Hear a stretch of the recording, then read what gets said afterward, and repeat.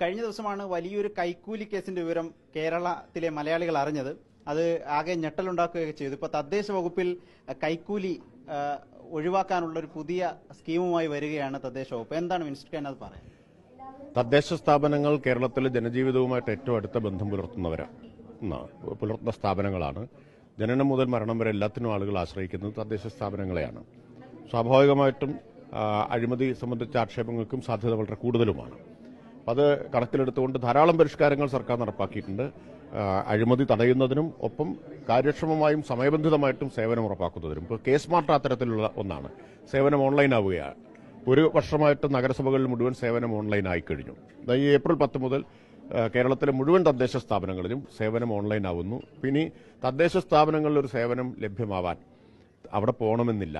കയ്യിലൊരു smart phone ഉണ്ടെങ്കിൽ ലോകത്തെവിടെ ഇരുന്നും കേരളത്തിലെ ഏത് തദ്ദേശ സ്ഥാപനത്തിലെയും സേവനം ലഭ്യമാവും. ഏത് ഉദ്യോഗസ്ഥനെന്ന് പോലും അറിയണ്ട.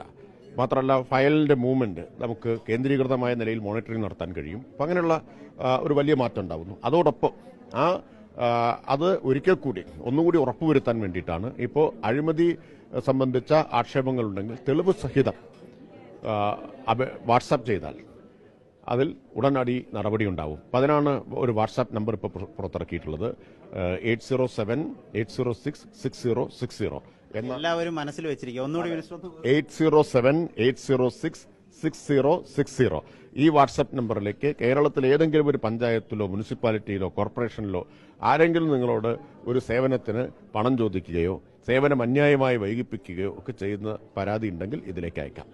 സുതാര്യമായി വകുപ്പ് പോവുകയാണ്. തീർച്ചയായിട്ടും. ഏതായാലും അത് നല്ലൊരു ആശയമാണ്. കാരണം ഏതെങ്കിലും രൂപത്തിൽ തദ്ദേശ വകുപ്പുമായി ബന്ധപ്പെട്ട് എന്തെങ്കിലും തരത്തിലുള്ള കൈക്കൂലി കേസുകൾ ഉണ്ടെങ്കിൽ അതിന്റെ തെളിവ് സഹിതം ഈ നമ്പറിലേക്ക് അയച്ചു കൊടുത്താൽ മതി. കൃത്യമായ നടപടി രഹസ്യ സ്വഭാവത്തോടുകൂടി ഉണ്ടാകും എന്നാണ് മന്ത്രി മലയാളികൾക്ക് ഉറപ്പ് നൽകുന്നത്.